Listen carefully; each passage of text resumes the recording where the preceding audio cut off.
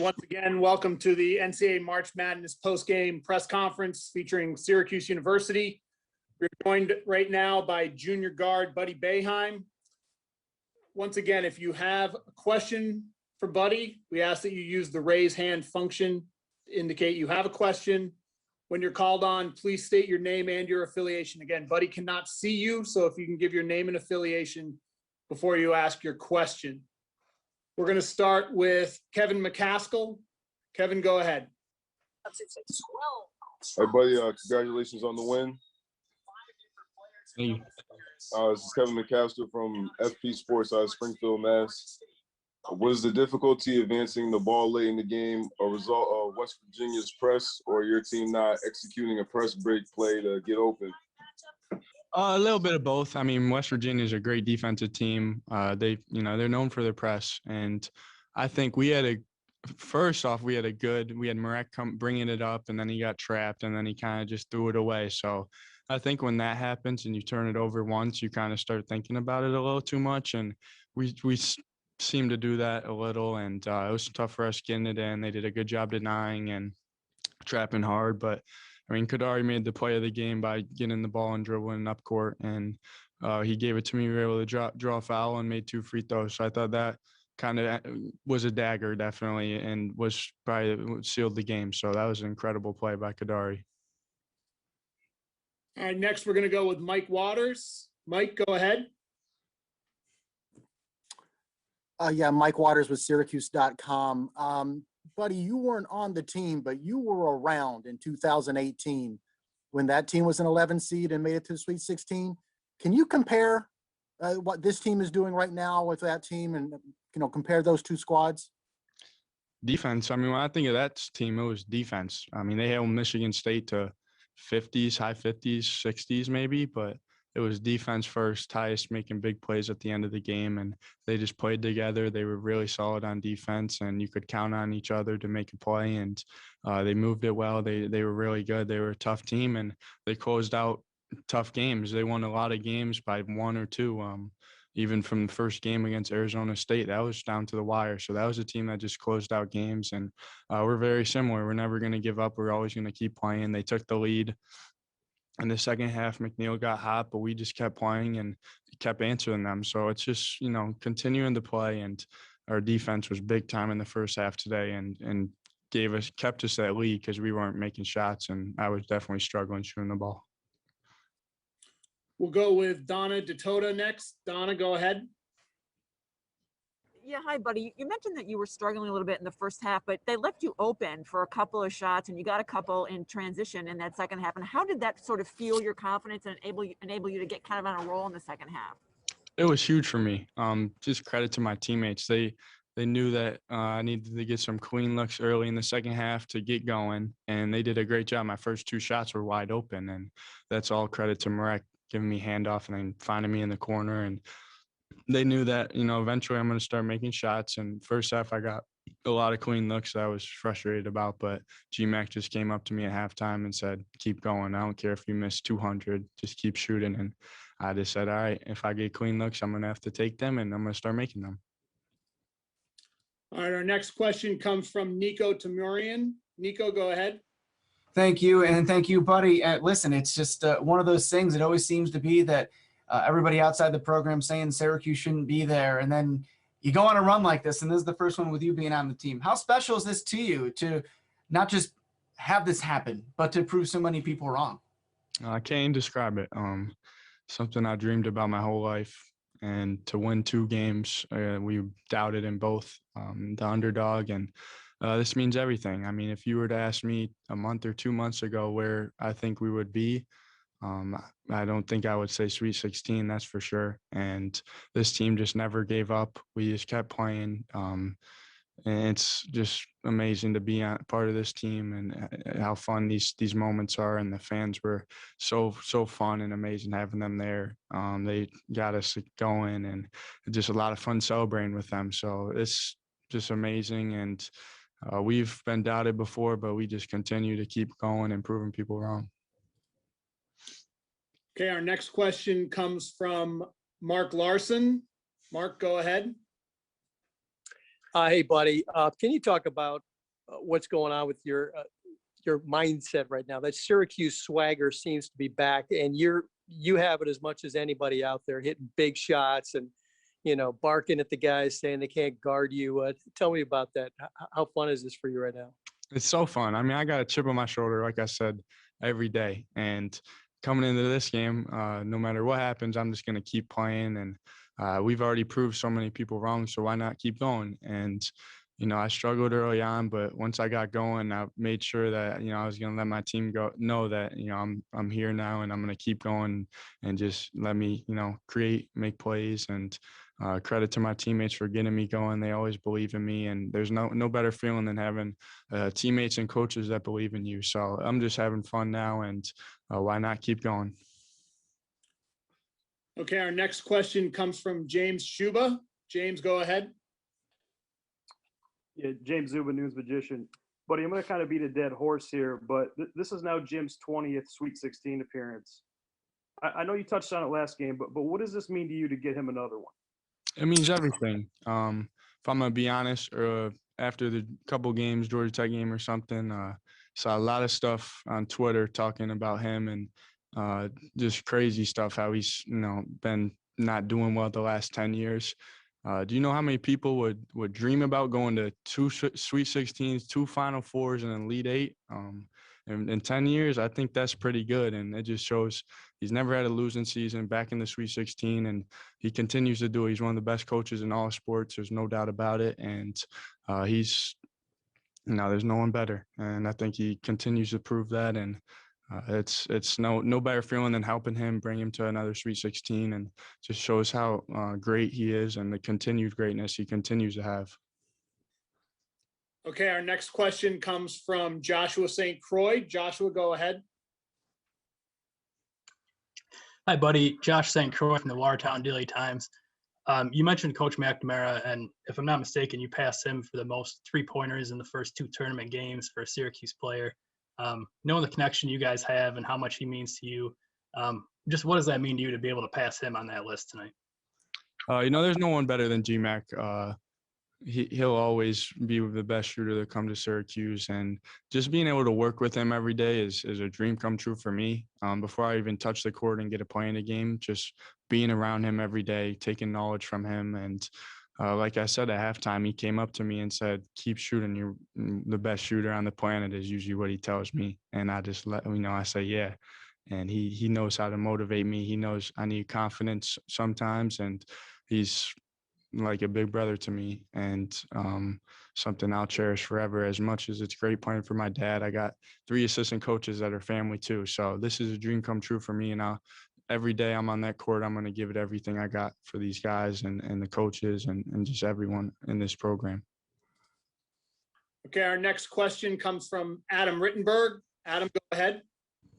Yeah, buddy, congratulations. Adam Rittenberg with ESPN. Just wanted to ask you overall the postseason, how you've been playing since the conference tournament. What's kind of gone into that for you, especially the way you're shooting the ball? Just making shots. My mindset has definitely changed. I'm really not doing anything that different on the court. I'm working a little harder. I'm focused a little more, but my mental, I think, my mindset has gotten a lot stronger and better. Early on in the year, if I missed a couple, I would start pressing myself and really just thinking about my shots. And that's something you can never do as a shooter. As a shooter, you have to have an empty head almost and not think about it. It's muscle memory and just changing my mindset and starting the attack, going off the dribble, getting to the lane better, and just continuing to believe myself and keep going always. So just having the mindset that I'm going to make every shot I get, and if not, just keep shooting and keep playing. They'll fall eventually. Okay, our next question is going to come from Mike DeCourcy. Mike, go ahead. Yes, buddy. Mike DeCourcy from Sporting News. You've been around the zone your whole life, obviously. What has that helped you understand it? And does your knowledge of it help with your teammates' understanding of it? Because of, the obvious connection there. I think at first, when I first got here, I needed some advice and needed help. partly because I wasn't that quick and not a good defender. I think I've improved a lot over the years, but I had guys like Frank Howard and Tyus Battle that were helping me every day, telling me where I needed to be. Like I said, G-Max, the first one to get on me on defense, I gave up a 3 early in the game, and he's looking at me like, you can't do that. And I just like, yep, I got you. And just stuff like that. But I think now that I've known the zone so well and know multiple positions, I can help out guys and make adjustments. And I think that the coaches have done a great job teaching all of us. And for guys transfers like Allen or freshmen like Kadari, I'm always going to help them and tell them where they need to be if it's in this situation or that. So just trying to help out and improving on defense every day. And I think, it's shown in these last 2 games. Okay, our next question is going to come from Nancy Armour. Nancy, go ahead. Hey, buddy, Nancy Armour from USA Today Sports. Going back to the 2016 and some of the criticism that Syracuse teams have gotten when they've come in as double-digit seeds, what is it about whether it's your dad or the team that seems to really feed off this? You've seen it from the being around him first, and now you're seeing it as part of one of those teams. I think the zone is it's so different. I mean, every run I can think of, our defense was great. And I think this year our offense is a little better than our defenses or our other offenses in like 2018 and stuff, because I think we have more shooters that stretch the court out. So I think this year we're just as good on defense. I say the 2018 team had more size inside with Pascal, and O'Shea was a really good rebounder. But I think this year we're better on offense, but we're working hard on defense. We're playing together. Jesse's helped us out a lot at times, and I just think that the zone's really tough for teams that never see it once. Teams in the ACC prep for it two, three times a year, so they know the offenses and that stuff. And these teams see it maybe once every 5-6 years. So the Syracuse zone is just different, and we just click on offense. We're motivated always. We want to prove people wrong, and that's what this team is doing right now. Okay, we'll take 2 more questions. The first one is going to come from Michael McCleary. Michael, go ahead. Hey, buddy, Michael McCleary, Indy Star. So West Virginia started the second half and shooting a lot of threes after really struggling with defense early on. What was going through your mind when they started to hit? I knew it was coming. They're too good of a team to not score and be tentative on offense. And once McNeil got going, we knew really get out on him. He's a great shooter. He elevates on his shot, so it's hard to block it. All you can do is contest and hope he misses it. But he got going, and our biggest adjustment was getting out on him. We did a really good job just, forcing them to make tough twos, letting them take tough jumpers inside, contesting shots, whatever it was. And they scored. I mean, they scored 43 points in the second half, but we just made adjustments and kept playing. And I think the biggest thing was every time they scored, they took the lead once, and we just answered every time we scored and got a tough bucket. And then eventually they missed a couple, and we kept scoring. Okay, and our final question is coming from Pete Thamel. Pete, go ahead. Hey, buddy, Pete Thamel from Yahoo. Can you maybe walk me through a moment or two in the first half when you could tell that the zone had stymied them? It looked like they may have got sped up a little bit, but is there a moment when you're like, okay, this is working, and then you guys feed off that on offense and it manifests that way?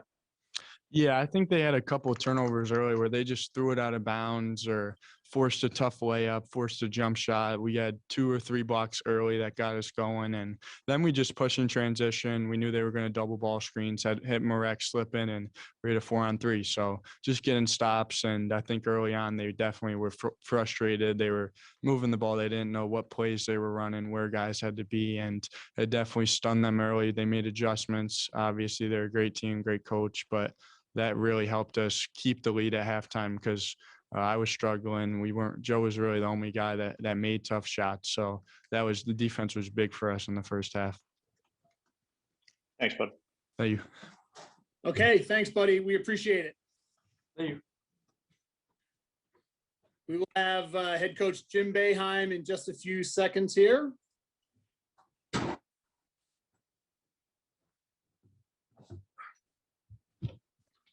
All right, we have head coach Jim Boeheim. We will start with an opening statement from Coach. After that, if you have questions for him, Once again, please use the raise hand function to indicate you would like to ask the question. When you're called on, please state your name and affiliation. Coach cannot see you, so please give your name and affiliation before asking your question. Coach, if you could just give us an opening statement. I thought the first half, we played the best defense we played all year long. We wanted to stay back on Culver, and when he tried to drive, to draw the charge, and but getting him out of the game probably hurt us because they were much better with their smaller lineup, and they really made it hard to defend them. And then they got on the boards big time in the second half. But I think the key really was Marek. You make the decision, the game's going to get away with 11 minutes to go, 12 minutes. If he doesn't play, he has to be in the game. We run our offense through him, and he played the whole rest of the game with the 4 fouls, and he's so key for us. But I thought the determination we showed today when, we missed shots, but he missed the open shots he's been making the last few weeks. And, halftime, Jerry talked to him, said, just keep going, keep looking for him. And everybody kept looking for him. And, he knocked some huge shots down when they had us in a lot of trouble. But it was a great win. West Virginia's got a great team. I thought defensively we were really, really good for most of the game. We let McNeil get loose a little bit, and he hit some tough threes. But and they got on the boards. They hurt us on the boards, and we made some bad turnovers we don't usually make. But at the end of the day, we won the game. So it's a great win. Okay, we'll take questions. We're going to start with Mike Waters. Mike, go ahead. Mike Waters of Syracuse.com. Jim, you're now taking an 11 seed to the Sweet 16 for the second time in the last 3 years. In 2016, you had a 10 seed go to the Final Four. Does this team share any kind of characteristics or mental approach with those two teams? You're playing good teams. I think, we made San Diego State look bad, but they're a really good team. And for a while, we made West Virginia look bad, but then they showed what they have, and they came back at us really hard. You get in this tournament, and you just try to play it one play at a time. Our offense is still pretty good, even though we missed some open shots. I think, we shot 50%, 40 something, 45 from the 3. And, we missed some shots, but I think Joe had a huge first half, and then Buddy got it going the second half. And, our defense, Robert's been really good on defense. Allen's just struggled on defense. It's not his offense. He's really struggling on the defensive end to rebound. And, we have to have defense and rebounding, first of all. But again, Marek does so much for us that it's hard to even, you can't even look at the stat sheet because his importance is so much more than, he has a good stat sheet, but his importance to our team is so much. He's just a tremendous player. And Jesse's not ready yet for this level of competition. It's something I've said all year. I think he's got a great chance to be good someday, but he's just not ready for these physical guys. They just are too physical for him, and he gets pushed around too much. He got knocked completely out of the play twice down there, and they got a layup. But it's good experience for him, and he'll learn from this. I thought Kadari made the best play of the game. We had 5 seconds to get it over, and he made an unbelievable play coming up the sideline, getting that ball over half court, getting it over to Quinn. That was just a great play that he made, and we ended up getting the ball to Buddy, and he made the free throws. It was just a great play. Okay, next we're going to go to Donna Datoda. Donna, go ahead. Jim, you mentioned Buddy struggles a little bit in the first half, but they left him open a couple of times early in the second half, and he made those threes. And do you think that sort of let him get a little bit on a roll in the second half? Well, they didn't leave him open. We ran a play where they would double the ball, and then when they would have to come back to help on the roller guy, get into the basket, and Marek, found Buddy. And, he missed some of those in the first half, which is unusual the way he's been playing lately. He missed some, wide open ones, but eventually he's going to make those. And he did. Then he made one really tough three that we had to have right over the guy. And then he made a great pull up on the guy. These guys are really good defensive players. I mean, they got up in us and really, really guard us. We had to be patient, spread it out. And I mean, we played a great game offensively against this team. They got us a little bit on the boards in the second half, and that, that's something that can happen to us. But we made some turnovers that we don't usually make today, and that could have really hurt us. But fortunately, we were able to overcome that. Okay, next we're going to go with Nico Tamurian. Nico, go ahead. Thank you, Nico Tamurian, NBC3 and CBS 5. And Coach, you mentioned that determination a minute ago. I mean, every time West Virginia came back, you guys made the shot you had to, and you found a way to come back. A lot of people don't realize how hard that is. Just describe what that says about this team. You're able to do that. I mean, they're very determined. When West Virginia came back, we had Jesse with four out, and Marek had 4, and West Virginia had control of the game. And we got it down, and we got Buddy. I think he got a couple shots, a couple looks right there. I think first Marek got fouled on a play, going to basket, and made him. And then we got Buddy, I think, a couple times. And then when it was 6, I mean, 5 or 6, but we ran a great play, made a couple great passes, and got Robert a 3. And he was a little off today, but he knocked that 3 down. That gave us the separation, although they kept coming at us, and they're going to keep coming at you the whole time. But this team's very determined. They've shown that. We were in a big hole, and we had to beat North Carolina and Clemson and North Carolina State on the road and home. And North Carolina State's a good basketball team. We were not going to make the tournament if we didn't win all those games. And these guys deserve all the credit in the world. I mean, they're a tough bunch, and they've earned. It's hard to make the Sweet 16. Look around. Look at some of the teams that are out. It's really hard to get to the Sweet 16. When I started coaching, we thought you're supposed to do that. I think we went to 14 or 15 Sweet 16s, and some of them I don't even think we celebrated. Probably 10 of them. I don't even think we celebrate them. We just figured that's what we're supposed to do. But it's very hard. There's so many good teams. You watch all these teams that are winning that nobody knows that much about, and it's not an accident. There's just a lot of really good coaches. There's a lot of really good players. I mean, Loyola of Chicago today was one of the most impressive teams I've seen in a long time. Illinois is really good. The Big Ten's a great conference, as we all know. They won the Big Ten, I think. Or they were, I guess they were close. But anyway, they're really good. And, Chicago dominated the game. And that's just college basketball.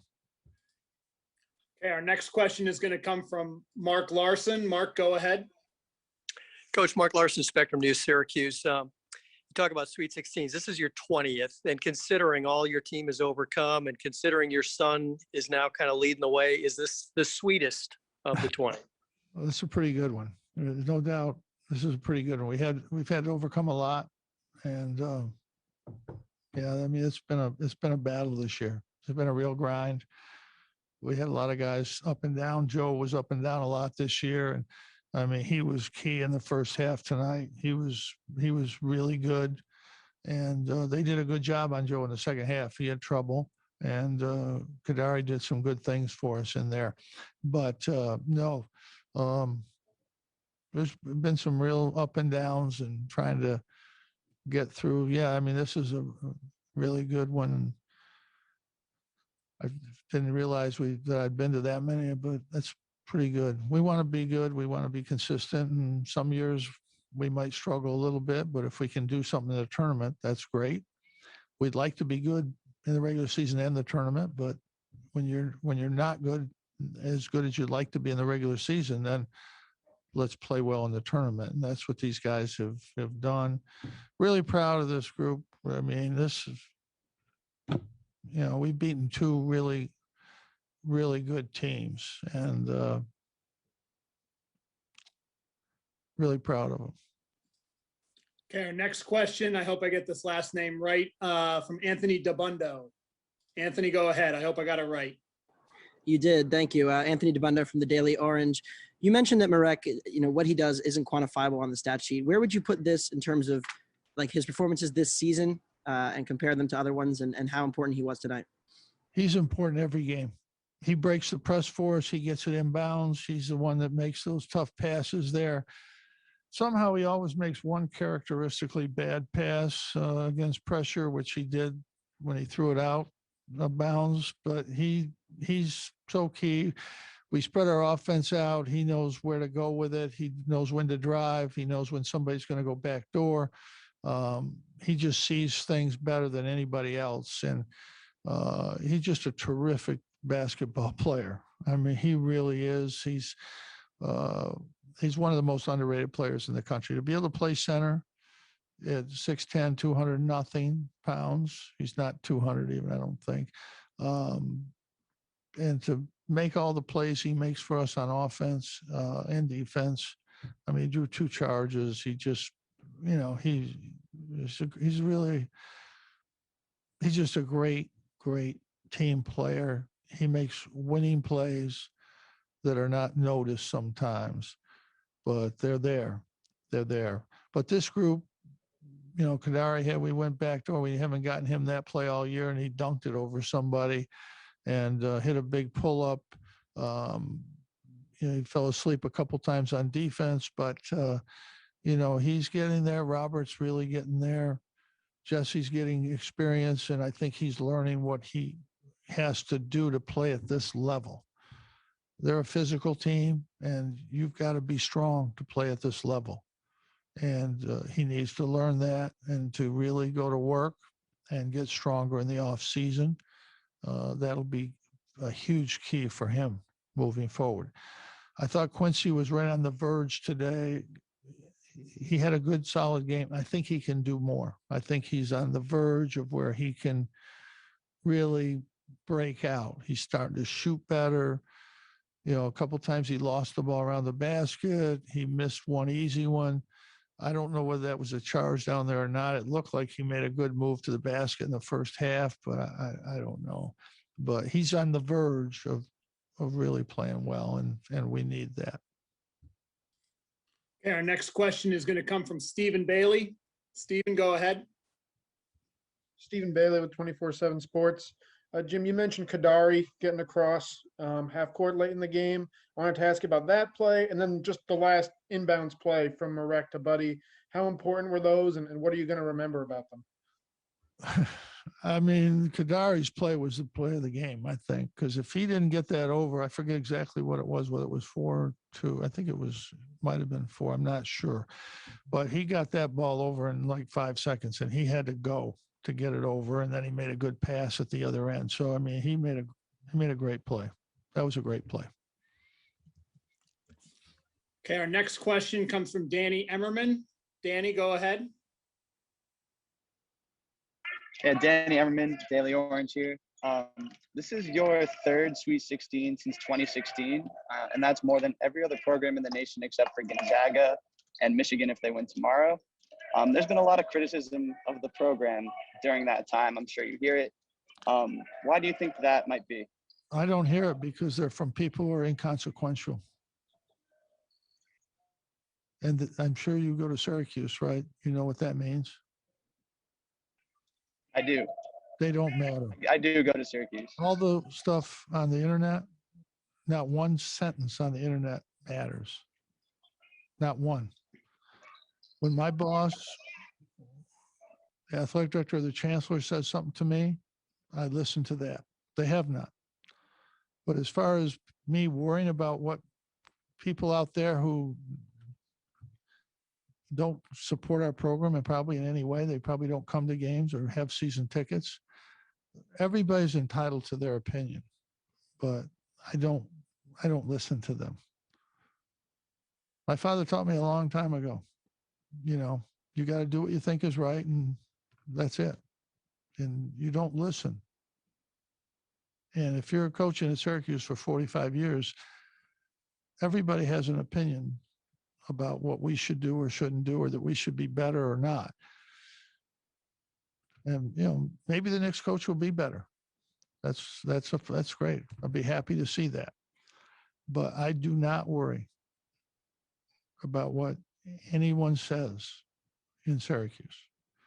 I learned a long time ago. My guidance counselor in 8th grade told me, Jim, you're not going to please everybody. He must have known I was going to be a coach. We're going to take 2 more questions. First one is Pete Thamel. Pete, go ahead. Jim, congratulations on the win.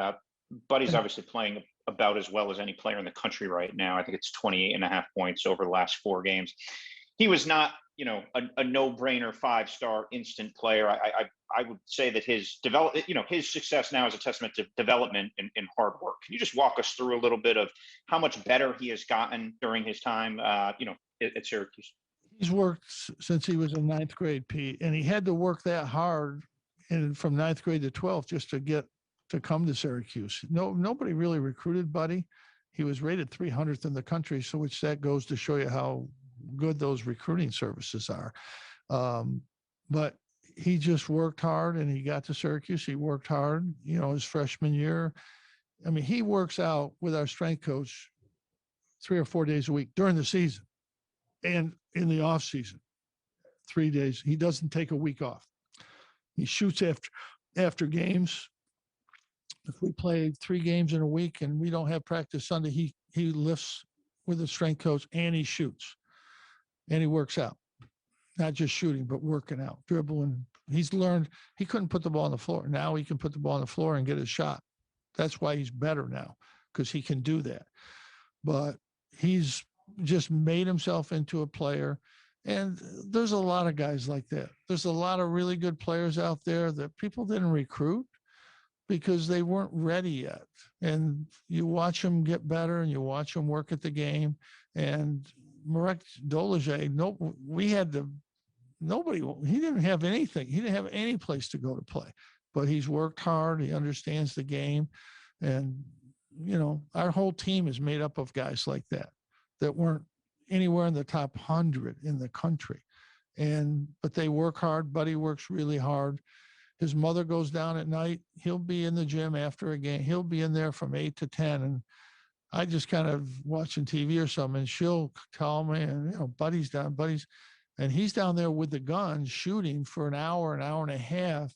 And that's hard to do. You're getting shot up every 8 seconds. It's hard to shoot on the gun for more than 20, 30 minutes. And he'll do it for an hour. And then he'll work out with, you know, Eric Devendorf has trained him and worked him out. I mean, he just works every day. And he's made himself into a really good player. And the difference is he puts on the floor and can make plays now. His defense is much better. He's moving his feet really good, covering shooters now. That was a big criticism of both him and Joe. And they're our 2 best defensive guards in the zone. Kadari gets more steals, but Joe and Buddy play it technically better. And but Buddy's, you know, I give him all the credit in the world. I've had a lot of hardworking players. I really have. A lot of guys that just work their tail off. I mean, he works harder than anybody that I've ever coached. And it's not close. It really is not close. He's just an incredible hard worker, and he deserves this. Both of our guards, Joe Girard is an unbelievable worker. And that's why we're here. That's why we're playing. And like I said, I'm proud of this whole group. I mean, we were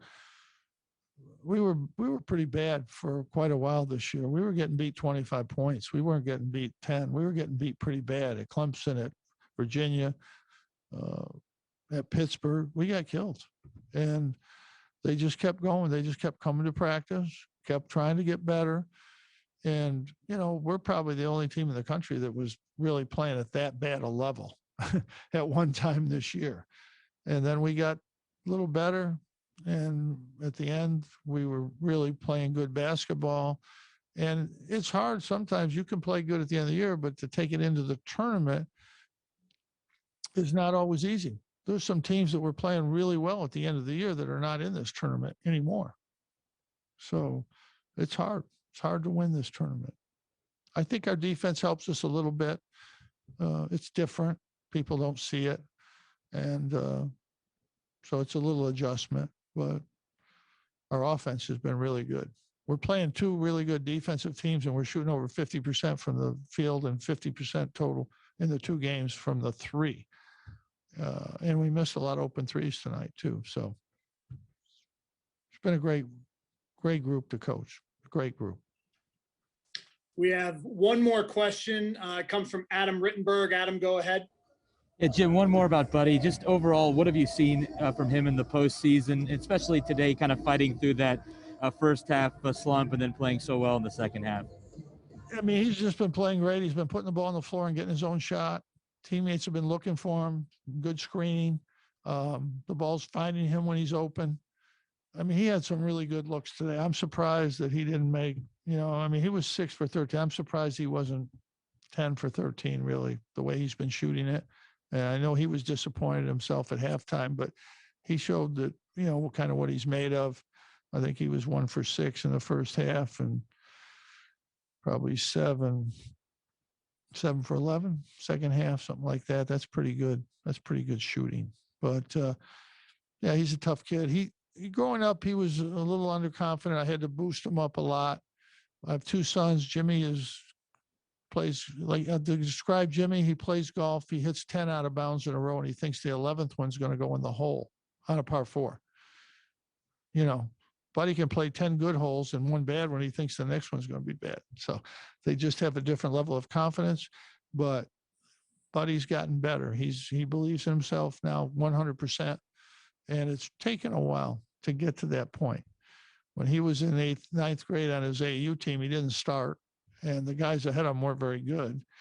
But I told him, I said, you're going to be good. You're going to be better than these guys someday. And fortunately, he not only listened to me, but he went to work and made it happen. And that's why I'm proud of him. It's not that he's good.